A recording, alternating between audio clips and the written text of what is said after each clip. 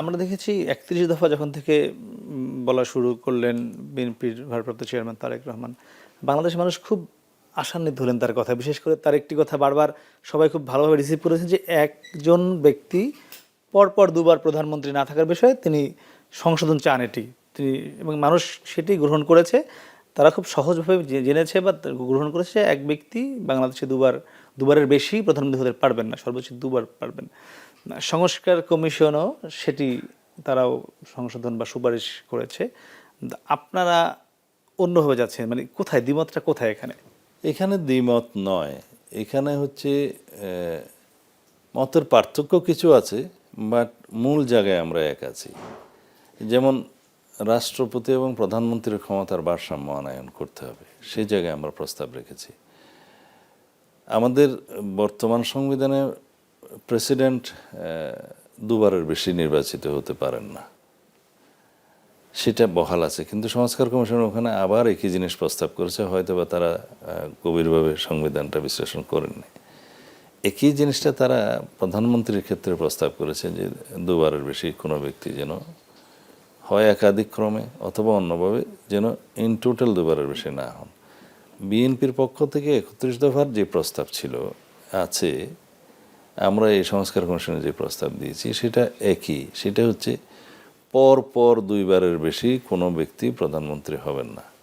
এটার বিশ্লেষণ করলে দাঁড়ায় পর 3বার হতে পারবে না, মাঝখানে গ্যাপ দিয়ে ইচ্ছা করলে আরেকবার হতে পারবেন। এটা হচ্ছে আমাদের প্রস্তাব। পর 2বারের বেশি হতে পারে, 2 কনজিকিউটিভ টার্মের বেশি হতে পারবেন প্রধানমন্ত্রী হতে পারবেন না।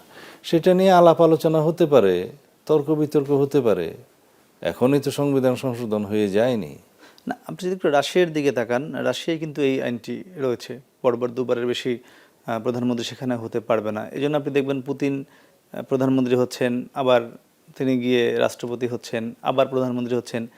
সেখানে কিন্তু শেখ হাসিনা যেমন একটি স্বৈরাচারী কায়দায় দেশ চালিয়েছে, গত সে একই দিকে যাচ্ছে। তাহলে সেই পথটি খোলা থাকছে না যদি আপনি যদি পরপর দুবার হয়ে একবার গ্যাপ দিয়ে আবার হওয়ান? কথাটা হয়তো খেয়াল করেননি। আমি বলছি এটা আমাদের প্রস্তাব, অন্যরা অন্যরকম প্রস্তাব দিয়েছে।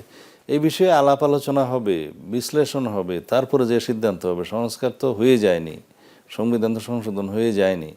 আমরা তো বলেছি যে এই বিষয়ে একটা ঐক্যমত সৃষ্টি হবে বৃহত্তর, সেটা আমরা মেনে নেব। আমরা আমাদের প্রস্তাব দিয়েছি, অন্যদের প্রস্তাব দিয়েছি, এটা আলাপ আলোচনা হবে, বিশ্লেষণ হবে, তারপরে একটা জায়গায় আসবো, গৃহীত হবো। সুযোগ আছে তো। মানে আপনারা এখানে থেমে যাননি? আমরা না থেমে যাইনি। আমাদের অনেকগুলো ৩১ দফার প্রস্তাবের পরেও আমরা বলেছি যে এর পরেও জনগণের পক্ষ থেকে যদি কোনো প্রস্তাব আসে যেটা দেশের জন্য, জনগণের জন্য মঙ্গলজনক, সেটা আমরা গ্রহণ করব। এখানে আমরা ফ্লেক্সিবল। আচ্ছা, এখানে আরেকটি বিষয় এসেছে যে একটি সংসদের মেয়াদ 5 বছর হবে নাকি 4 বছর হবে, সেখানে আপনারা দ্বিমত পোষণ করেছেন। 4 বছর হলে সমস্যা কোথায়? ট্রেডিশনালি আমাদের দেশের সরকার এবং সংসদের মেয়াদগুলো 5 বছর হয়ে আসছে। যারা এই মেয়াদটা সংক্ষিপ্ত করতে চান তাদের উদ্দেশ্যে আমাদের বক্তব্য হলো, বাংলাদেশের প্রশাসনিক যে কালচার এবং রাজনৈতিক যে কালচার, তার মধ্যে আপনি দেখবেন যে আমরা দীর্ঘসূত্রিতার মধ্যেই আছি। এটা রাতারাতি পরিবর্তন হওয়ার সম্ভাবনা কম, এটা অনেক সময় লাগবে। তো সেই ক্ষেত্রে একটা সরকারের যথেষ্ট সময় থাকবে না তার কর্মপরিকল্পনা, তার ইলেকশন ম্যানিফেস্টো এবং তার প্রকল্প বাস্তবায়ন করার জন্য যথেষ্ট সময় থাকবে না। আমাদের দেশে যে কাজটা করতে 1 বছর লাগে, উন্নত বিশ্বে সেটা করতে 1 মাসও লাগে না। তো সেই দিকটা আমরা বিবেচনা করে দেখেছি, এখানে যদি টেনিউরটা কমানো হয় তাহলে কোনো সরকারের পক্ষে তার পরিকল্পনা বাস্তবায়ন করা কঠিন হবে। সেই জন্য ট্রেডিশনালি যেটা আছে সেটা থাকতে পারে। মানে এই একটাই কারণ, এইটাই কারণ না অন্য কোনো? এটাই কারণ।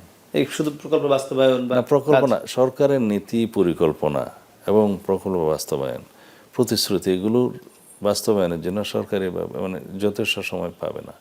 আর সরকারের শেষের বছর তো নির্বাচনী বছর হিসেবে সবাই ব্যস্ত থাকে, এখানে কর্মপরিকল্পনা বাস্তবায়ন খুব সমস্যা হয়ে যায়।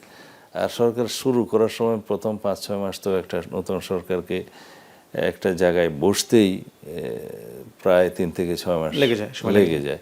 তো এগুলো বিবেচনায় নিতে হবে। যারা আমাদের বাস্তব অভিজ্ঞতা অনেক বেশি, আমরা সরকার পরিচালনা করেছি, পার্লামেন্টে ছিলাম অনেকবার, রাষ্ট্র পরিচালনা করেছে। আমরা সবাই মিলে যারা অভিজ্ঞ তাদের পরামর্শ নিয়েই আমাদের এই প্রস্তাব সরকারের প্রায় করেছে। 27 মাস